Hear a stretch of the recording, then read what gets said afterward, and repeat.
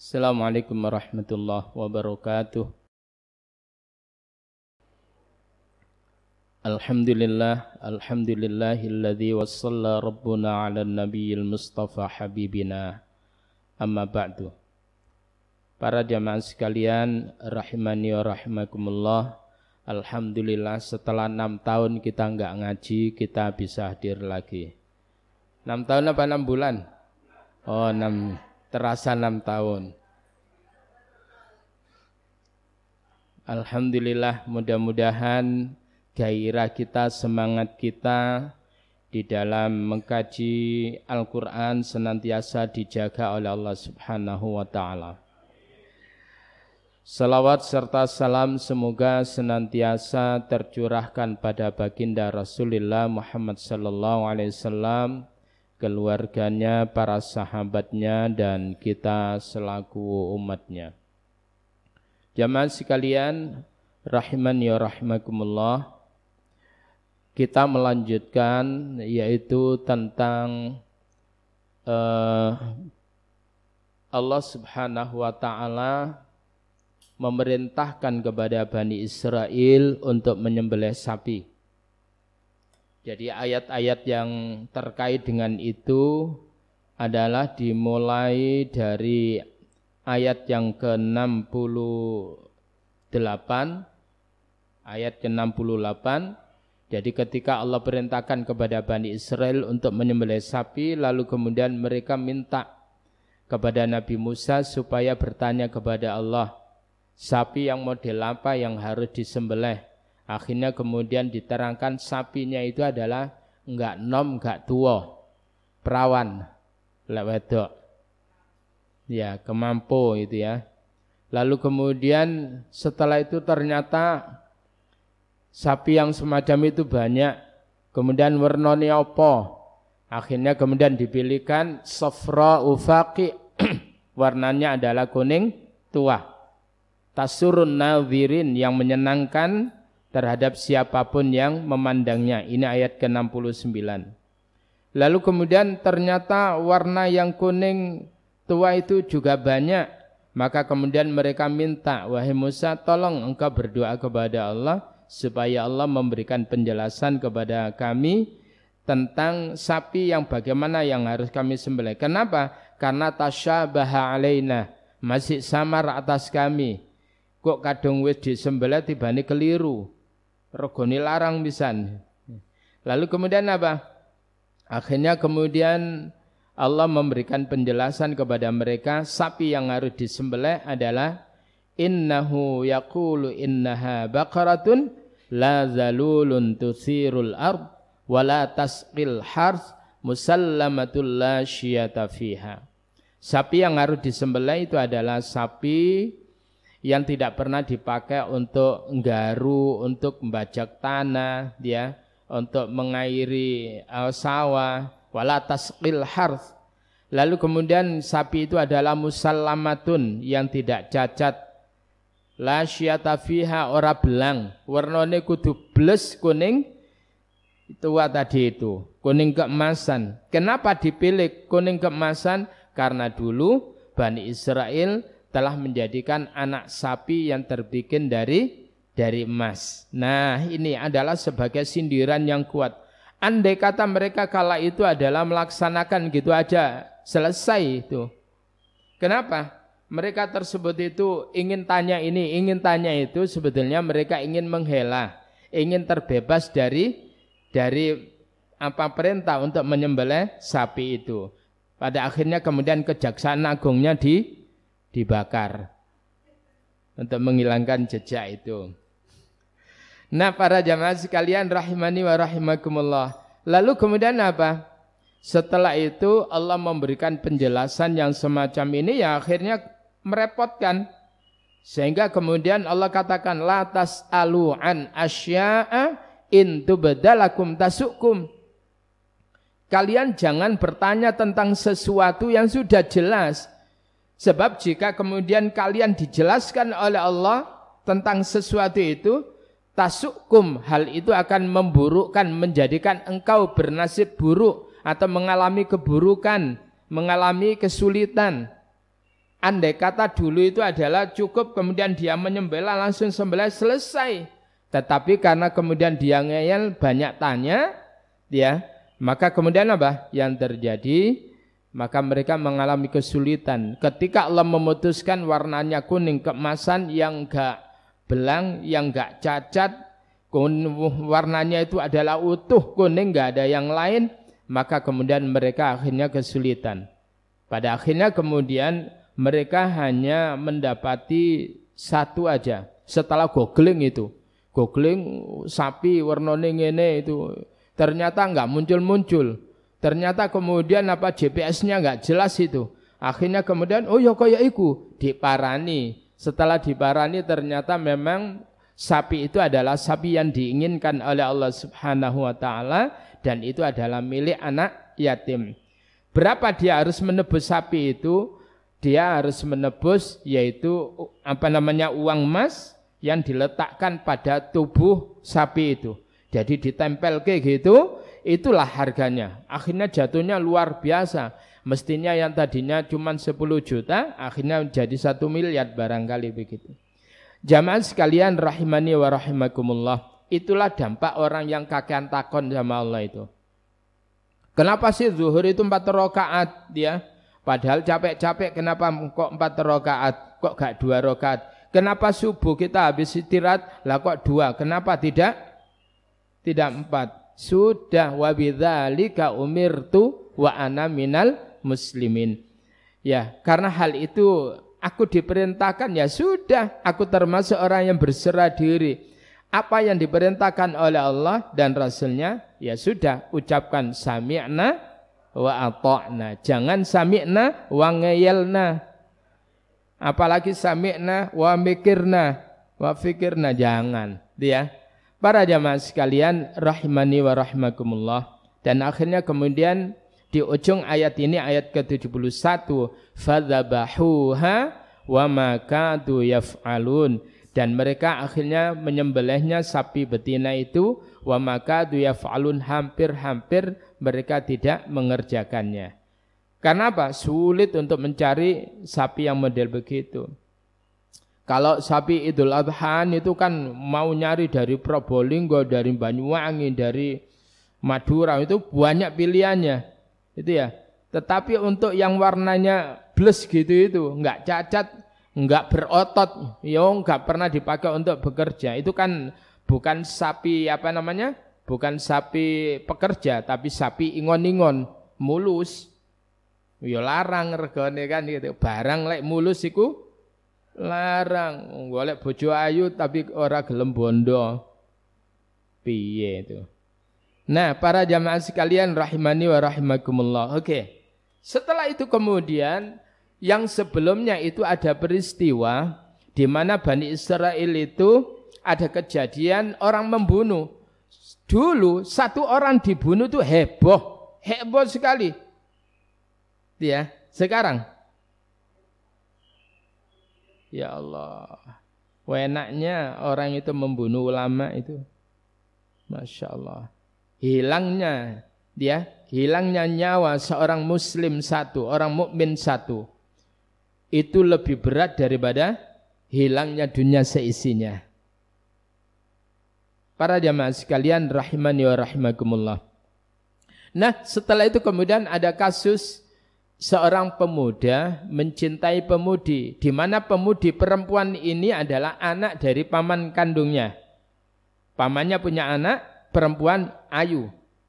Akhirnya kemudian di WA gak nyantol-nyantol, lawang keliru nomornya, gak roh.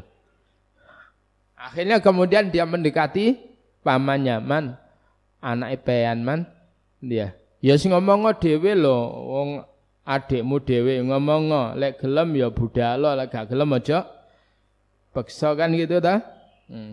Akhirnya kemudian dia khawatir nggersik Surabaya kalah dhisik nanti ngersolo. Akhirnya kemudian dia mendekati pamannya, mendekati perempuan itu. PDKT tapi gagal. Mangkel itu. Akhirnya Pak gelem ya sudah lah, kalau gak gelem ya golek oleh. Kenapa kok mendekati perempuan ini? Karena pamannya orang kaya, perempuan ini anak tunggal.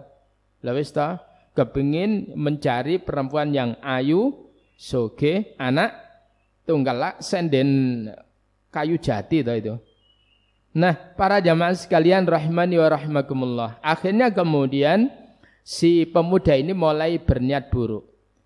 Pura-pura membantu pamannya tadi supaya si perempuan gadis ini ada hati. Oh, api kira ini. Ternyata enggak ngefek sama sekali. Pada akhirnya kemudian dia berpikir jahat untuk menghabisi pamannya.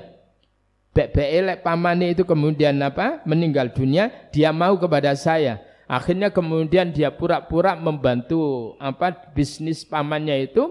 Lalu kemudian dulu gak ada hotel kayak sekarang ini.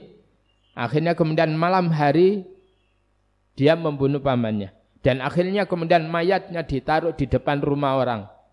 Akhirnya kemudian dia pura-pura untuk mencari mana pamanku. Ternyata berita itu jadi di medsos itu rame bahwa ada seorang laki-laki yang meninggal dunia. Akhirnya kemudian laki-laki ini mengatakan, siapa yang membunuh pamanku ini? Biadab. Wah, macam-macam. Akhirnya kemudian saling tuduh menuduh antara satu suku dengan suku yang lainnya itu. Inilah yang dikatakan oleh Allah, wa idz qataltum nafsan faddaratum fiha. Dan ingatlah ketika kalian membunuh nafsan seseorang, faddaratum, lalu kemudian kalian saling menuduh fiha, tentangnya. Wallahu, dan Allah mukhrijun, Allah akan mengekspos, Allah akan mengeluarkan ma kuntum taktumun, apa-apa yang kalian sembunyikan. Kalian menyembunyikan siapa pelakunya, Allah nanti akan. Nah, silakan aja sekarang data di kejaksaan bakar-bakaran, tapi Allah nanti akan mengeksposnya. Nah, para jamaah sekalian rahimani wa rahimakumullah. Ketika kemudian hampir aja chaos di Bani Israel karena hampir aja terjadi tawuran massal itu, saling mencurigai, maka kemudian datanglah pemuda itu kepada Nabi Musa. Wahai Nabi Musa, tolong engkau berdoa agar supaya Allah nanti menjelaskan siapa yang membunuh pamanku. Dia mencari alibi, bikin alibi, supaya Nabi Musa dan orang yang lain itu tidak menuduh bahwa dia pelakunya. Lawang dia yang datang kepada Nabi Musa. Dia juga tidak berpikir bahwa Allah itu maha segalanya, mengungkap segala keburukan-keburukan yang mereka lakukan itu. Akhirnya kemudian apa? Nabi Musa berdoa.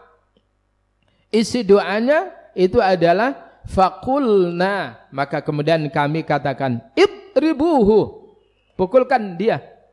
Pukul si mayat itu biba'diha, dengan sebagian anggota tubuh sapi yang telah kau sembelih tadi itu. Akhirnya kemudian ada mengatakan buntute, ada mengatakan telinganya, macam-macam. Pokoknya sebagian dari anggota sapi itu dipukulkan. Akhirnya kemudian kadzalika, seperti yang demikian itulah yuhyillahu, Allah menghidupkan al-mauta, orang yang sudah mati. Kecil bagi Allah untuk menghidupkan kembali itu, apalagi baru meninggal lalu kemudian dihidupkan. Ashabul Kahfi 309 tahun itu kemudian ditidurkan, dibangunkan lagi oleh Allah. Uzair diwafatkan oleh Allah 100 tahun, dihidupkan lagi oleh Allah. Apalagi yang baru mati, seanget. Tidak ada kesulitan bagi Allah itu. Itulah makna kaifa takfuruna billahi wa kuntum amwatan fa ahyakum summa yumitukum summa yuhyikum summa ilaihi turja'un. Bagaimana kalian ingkar kepada Allah padahal dulu kalian itu enggak ada. Amwatan, mati.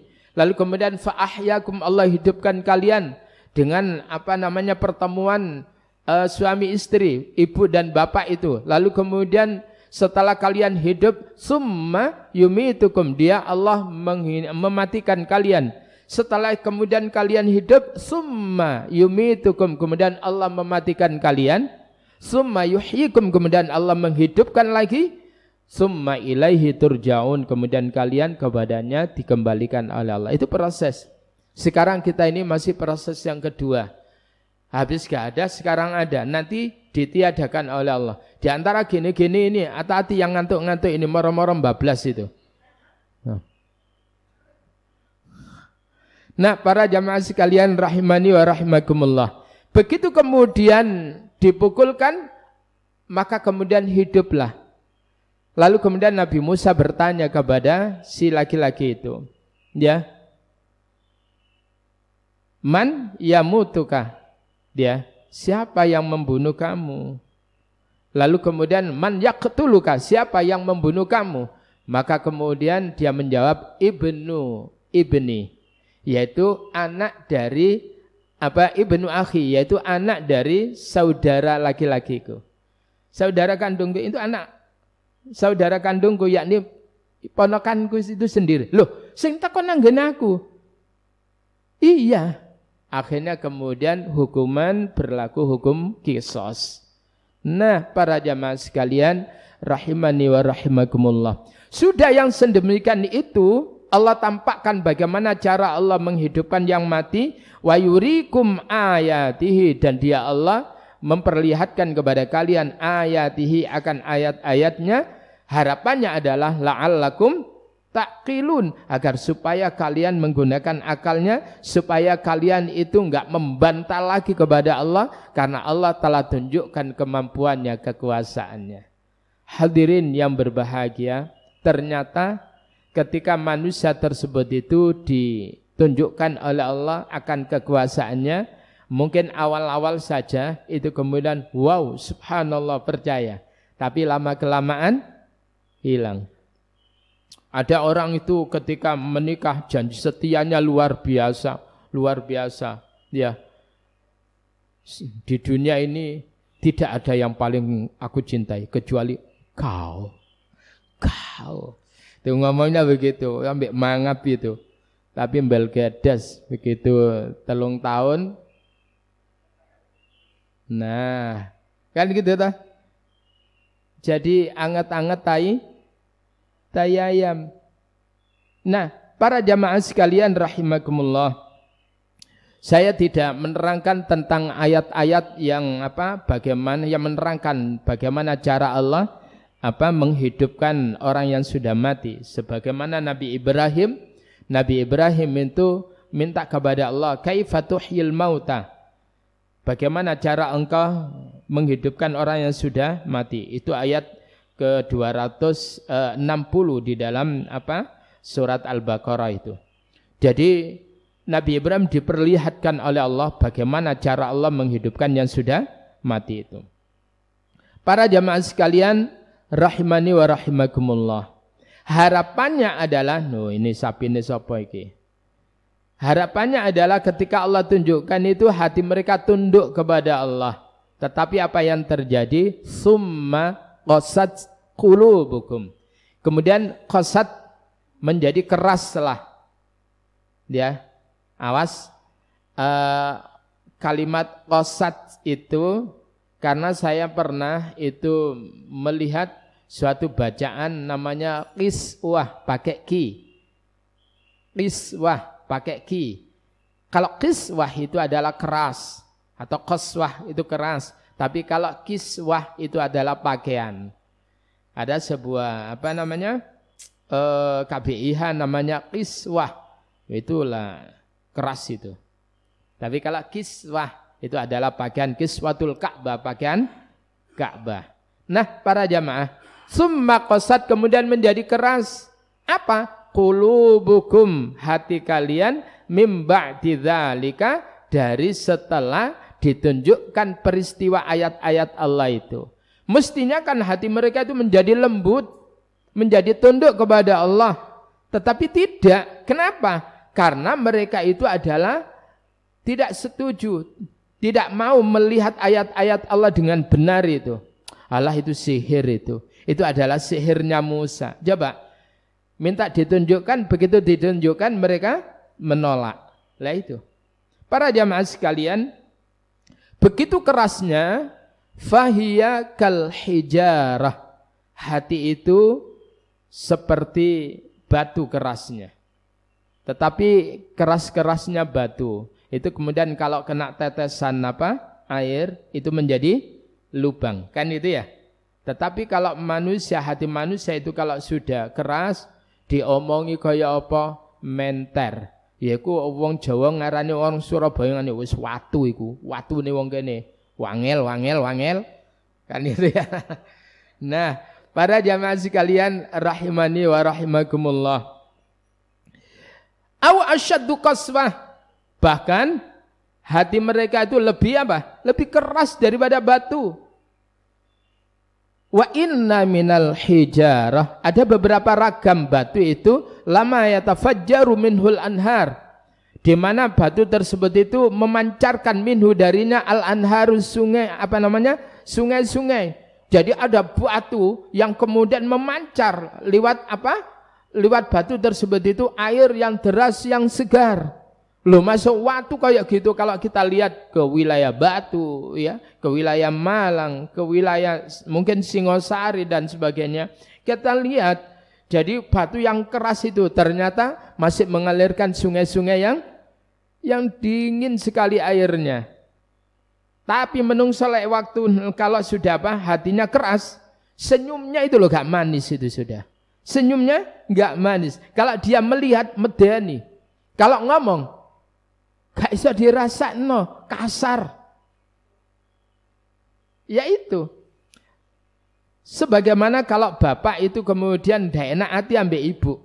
Kira-kira mari tukaran itu. Ya. Kira-kira iso enggak ngomongnya enak? Halo?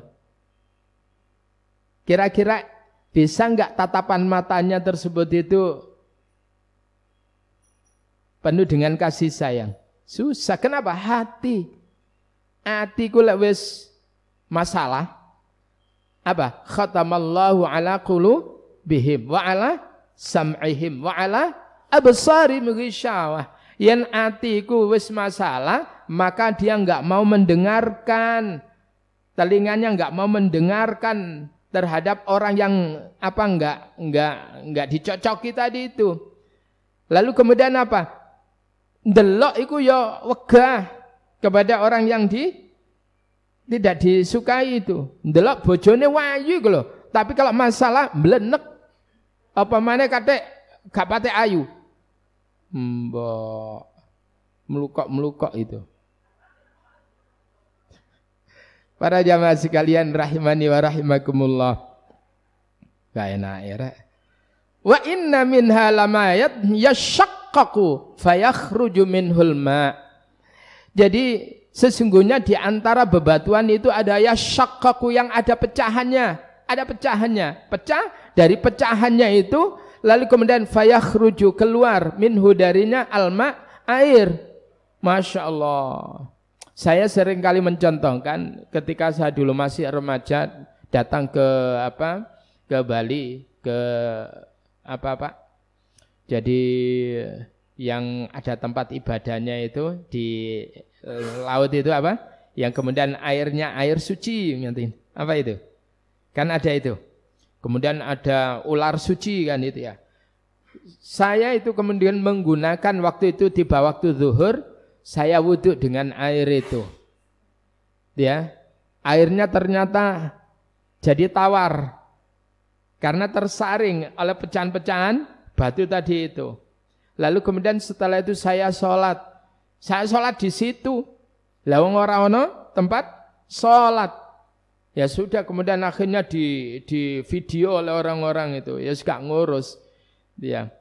Dengan teman-teman itu alhamdulillah menjadi makhluk aneh itu kala itu. Ya. Para jamaah sekalian, jadi sekeras-kerasnya batu ya, itu masih bisa mengalirkan air yang segar. Wa inna minha lama yahbitu min khasyatillah.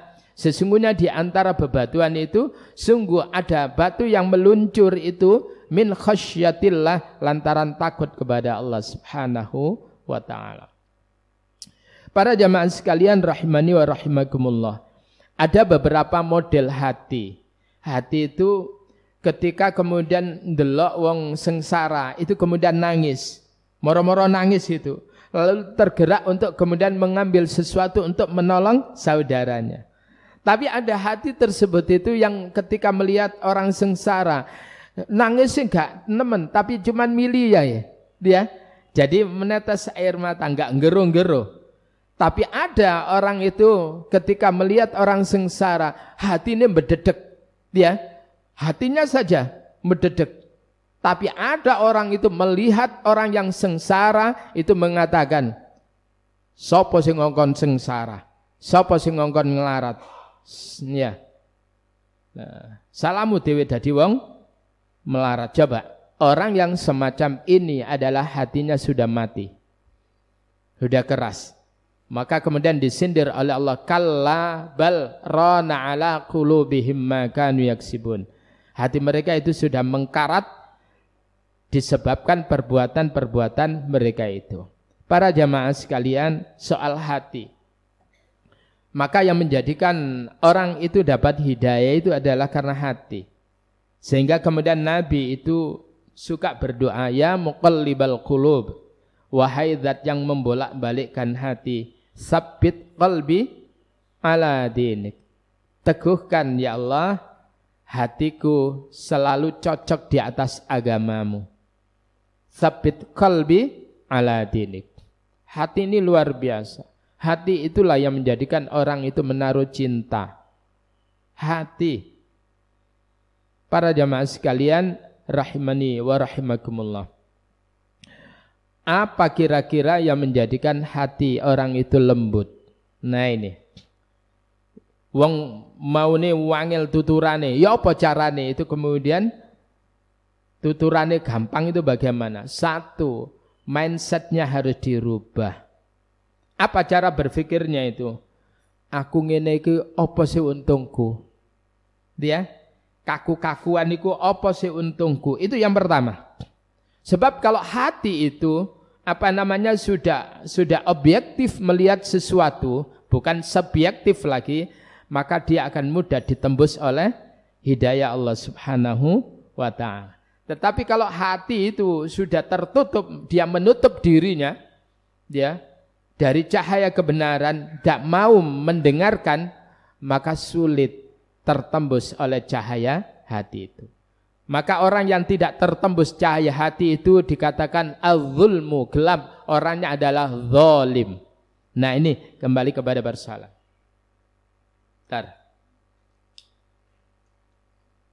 Jadi batu, kerasnya batu itu masih mengalirkan air yang masjid ini juga bisa memberikan air yang segar.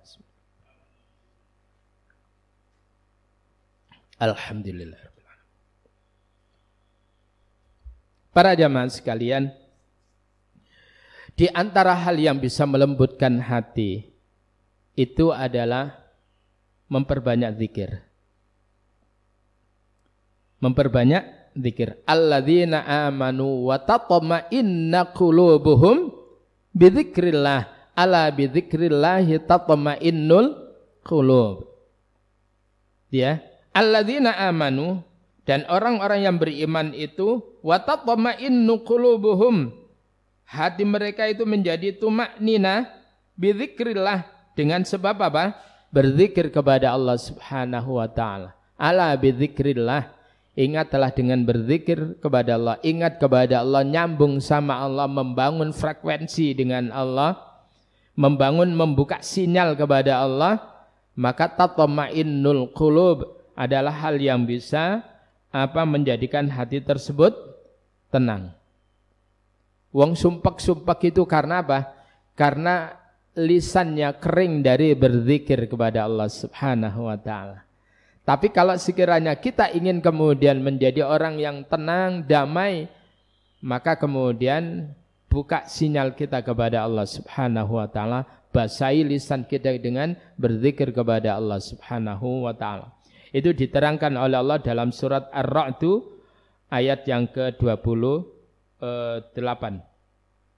Coba kalau kita lihat, mudah-mudahan bisa saya tampilkan ini. Nah, alhamdulillah. Nah ini. Surat 13 ayat ke-28.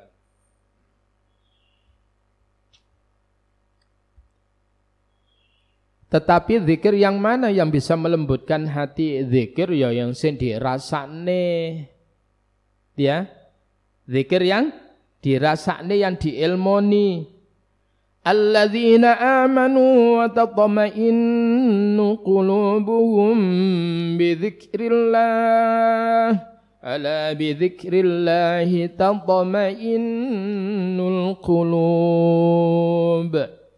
Alladzina amanu, orang-orang beriman, wa tatma'innu qulubuhum, hati mereka menjadi damai, tenang, bi dzikrillah, dengan berzikir kepada Allah. Makanya orang yang kemudian banyak tertawa, sekali lagi, banyak tertawa, apalagi kemudian berkata jorok, misuan, itu akan menjadikan kerasnya hati orang itu. Lalu keras, wangel tuturane itu. Lah kemudian apa? Ala bidzikrillahi, ingatlah dengan berzikir kepada Allah, tatma'innul qulub, akan menjadi tenang hati mereka itu. Zikir yang paling puncak itu adalah salat. Karena di dalam salat ada bacaan Al-Quran. Di dalam salat terkandung zikir. Maka kemudian di dalam surah Al-Ankabut, surat yang ke-29, pada ayat yang ke-45. Utlu ma uhiya ilaika minal kitabi wa aqimis salah, innas salata tanha 'anil fahsya'i wal munkar wala dzikrullahi akbar. Dan sungguh mengingat Allah di waktu salat itu adalah zikir yang paling puncak itu. Maka kemudian kalau orang itu memperbanyak sujud kepada Allah, memperbanyak sujud, maka orang itu akan dilembutkan oleh Allah jiwanya, akan didamaikan oleh Allah jiwanya. Paribasanya salat malam walaupun 1 jam itu enggak apa-apalah. Apa? Walaupun satu jam. Ya. Maca Qur'ane juga gitu, walaupun sehari cuma 1 juz gak apa-apa. Ya. Para jamaah sekalian, rahimani wa rahimakumullah. Zikir sekali lagi bisa melembutkan manakala zikir itu diilmoni, difahami. Fa'lam annahu la ilaha illallah. Ilmuilah, ketahuilah bahwasanya tidak ada Tuhan yang patut untuk diibadahi kecuali Allah Subhanahu wa taala. Jangan kemudian zikir la ilaha illallah itu kemudian keras. La illallah, la. Enggak. Sing enak. La ilaha illallah. Dirasakne dia. La ilaha illallah, itu dirasakne itu. Dan yang luar biasa ketika orang itu di akhir hayatnya bisa mengucapkan kalimat la ilaha illallah, dakhalal jannah. Man kana akhiru kalamihi la ilaha illallah, dakhalal jannah. Enggak gampang. Sebagaimana kemarin Ustadz di pengurus Muhammadiyah di Pekalongan itu, ketika kemudian sujud ya, kemudian mau bangun sudah enggak bangun lagi. Waduh, luar biasa. Ya. Bukan perkara mudah itu. Itu kalau tidak kebiasaannya baik susah. Ya. Nah, para jamaah sekalian rahimani wa rahimakumullah, itu zikir. Lalu kemudian apalagi yang bisa menjadikan hati orang itu lembut? Membaca Al-Qur'an. Membaca Al-Qur'an, karena membaca Al-Qur'an itu adalah bagian dari zikir. Itu silakan dibuka dalam surat yang ke-39.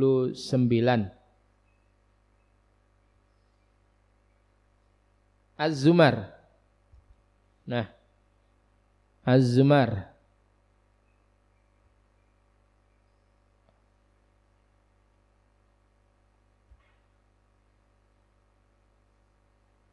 Pada ayat ke-23. A'udzu billahi minasy syaithanir rajim. Allahu nazzala ahsanal hadithi kitaban mutasyabihan masani Masaniya taqsya'irru minhu juludul ladzina yakhshawna rabbahum summa talinu juluduhum wa qulubuhum ila dzikrillah. Allah nazzala yang telah menurunkan apa? Ahsanal hadis, sebaik-baik pembicaraan, yakni Al-Quran. Jadi Al-Quran itu adalah ahsanul hadis, ahsanul kalam, sebaik-baik pembicaraan kalam Allah. Kitaban yang terangkum dalam kitab Al-Quran, mutasyabihan, yang ayat-ayatnya mutunya itu sebanding sama. Jadi bukan surat ini lebih utama dari surat yang lainnya, tidak, semuanya itu adalah bernilai sama. Lalu kemudian masani yang seringkali diulang-ulang oleh Allah bunyi ayat-ayatnya, apalagi fabi ayyi ala'i rabbikuma tukadziban, sehingga ada orang yang cuma 5 menit saja itu bisa menghafal 31 ayat. Itu luar biasa. Apa itu? Yaitu fabi ayyi ala'i rabbikuma tukadziban. Hebat itu. Kok hebat awamu? Iya, fabi ayyi ala'i rabbikuma tukadziban diulang 31. Kaget itu. Jamaah yakin benar ini. Dari dulu saya mendengar kira-kira 7 tahun yang lalu. Di Sumeneb itu ada orang yang menghafalkan Al-Quran hanya butuh 1 bulan. 1 hari menghafal 1 juz. Jenengan mungkin, ya apa Ustaz? Tapi sekarang itu kemudian tidak terbantahkan lagi. Sekarang Ustaz Adi Hidayat yang kemudian memberikan pelatihan-pelatihan itu enggak sampai 1 bulan. Enggak sampai 1 bulan. Banyak yang hari yang ke-24, 25 wis hafal kabeh. Subhanallah. Lawak dheweku kok ora hafal. Ya mungkin hatinya yang masalah, hatinya yang kotor, wadahe yang masalah, bocor. Wis bocor tayengen wisan. Akhirnya kemudian ngapalkan 3, nambah 2, ilang 3. Torok. Ya enggak? Nah, kono Yasin wis diapalno. Mari ini fokus surat Al-Mulk. Fokus surat Al-Mulk kait oleh 10 ayat, hilang Yasine.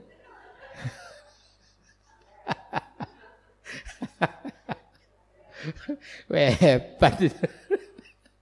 Tapi alhamdulillah yang dilihat oleh Allah upaya kita. Itu ya, usaha kita itu berupaya. Jadi malaikat kira-kira ya kudu guyu lho. Arek iki delok mari ini lah hilang Yasine. Nah, para jamaah sekalian rahimani wa rahimakumullah. Lalu kemudian apa? Apa hebatnya Quran itu? Taqsya'irru itu kalau dalam bahasa itu ana aqsya'irru tufah. Saya mengupas apel. Itu aqsya'irru. Tapi di sini kenapa Allah menggunakan taqsya'irru? Artinya adalah orang ketika membaca Al-Quran yang berangkat dari iman itu, maka akan ada getaran dalam jiwanya, kulitnya. Seolah-olah kulitnya ini lepas. Paham ya? Gemeter. Kan itu ya? Itu namanya taqsya'irru minhu juludul ladzina yakhshawna rabbahum. Akan terasa kayak terkelupas hati, kulit orang-orang yang takut kepada Allah, summa talinu juludum, lalu kemudian menjadi lembutlah. Kenapa? Karena di bawah kulit itu ada saraf-saraf, sehingga saraf-saraf yang tadinya itu kaku menjadi lembut. Itulah yang menjadikan orang itu fresh. Para jamaah sekalian, ada seorang anak SMA mengadakan penelitian tentang pengaruh bunyi-bunyian, suara-suara terhadap pertumbuhan kedelai. Dia dalam penelitiannya itu.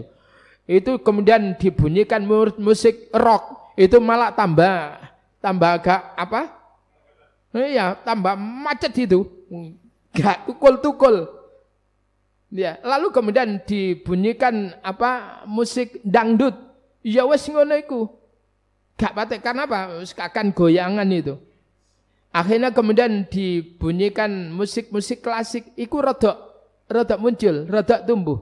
Tetapi begitu dibacakan Al-Quran, pertumbuhannya pesat. Itu luar biasa itu. Oleh karena itu, ini temuan-temuan ini luar biasa.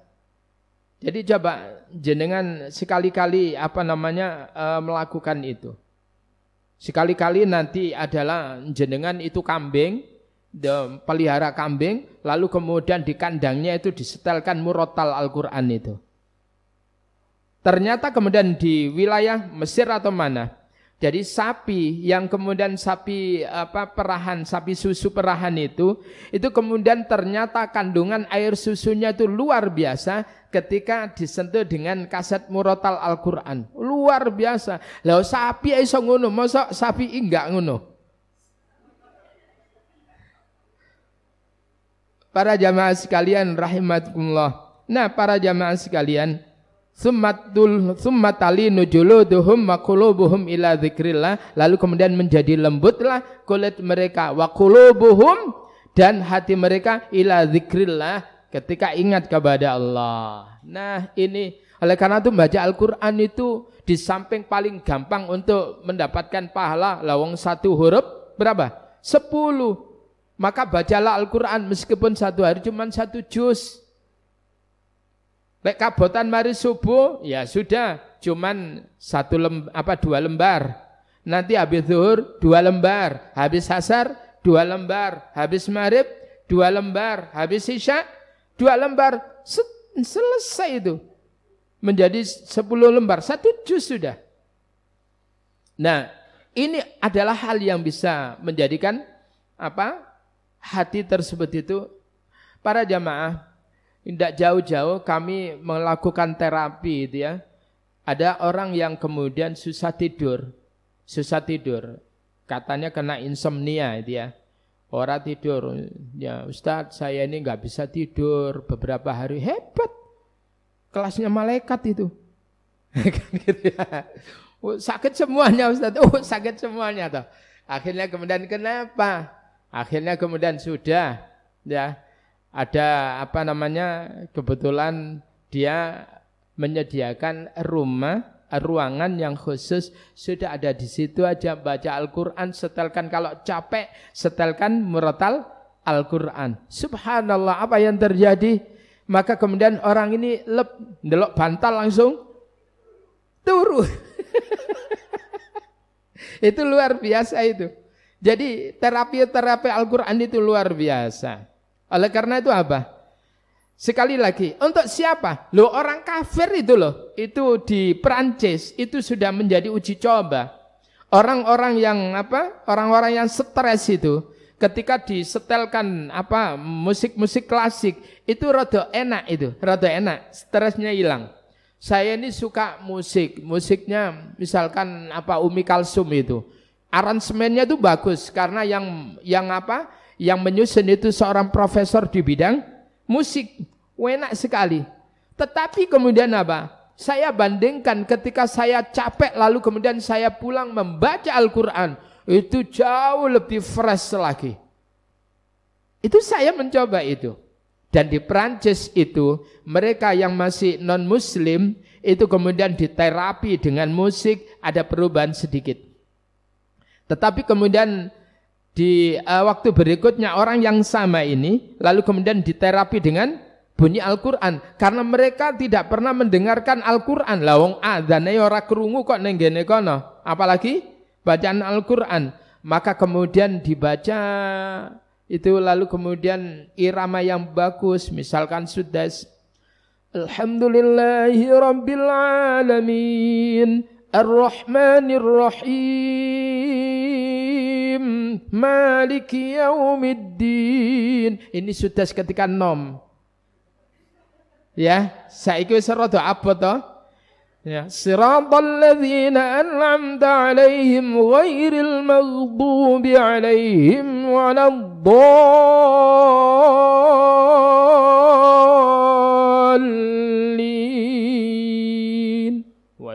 Bacakan Yasin, sadaqallahul azim. Setelah kemudian dibaca itu ternyata apa? Mereka bahagia, rileks. Terjadi proses relaksasi yang luar biasa. Lalu kemudian mereka itu bertanya, tadi itu yang saya dengar itu kan dengan headset itu, ya. Musik apa itu tadi? Coba bayangin. Al-Quran, musik apa itu? Maka kemudian dijawab, itu adalah Al-Quran. Itu suara Al-Quran. Al-Quran itu apa? Itu adalah kitab tuntunan hidup. Maka banyak sekali di Prancis orang-orang yang kemudian masuk dalam Islam. Loh lah kok Indonesia itu loh, aneh toh menteri agamanya itu. Hah? Lah kok kemudian mencurigai anak-anak yang hafid Quran yang akan kemudian menjadi biang kerok munculnya teroris. Itu kan telo banget itu menteri agama itu. Telolis itu. Aneh orang ini, agamanya apa itu sebetulnya? Saya tuh curiga dengan orang ini. Dari awal itu dia ditaruh menteri agama bukan malah ngurusi sing enak. Bagaimana umat Islam Indonesia, malah kemudian pernyataannya mengandung unsur intimidasi. Kita harus menuntut untuk diganti itu. Dia orang entos jadi menteri. Para jamaah sekalian rahimani wa rahimakumullah. Mari ya. Ini kan perdana. Kita akhiri dengan doa kafaratul majelis. Subhanakallahumma bihamdika nasyhadu an la ilaha illa anta nastaghfiruka wa natubu ilaik. Assalamualaikum warahmatullahi wabarakatuh.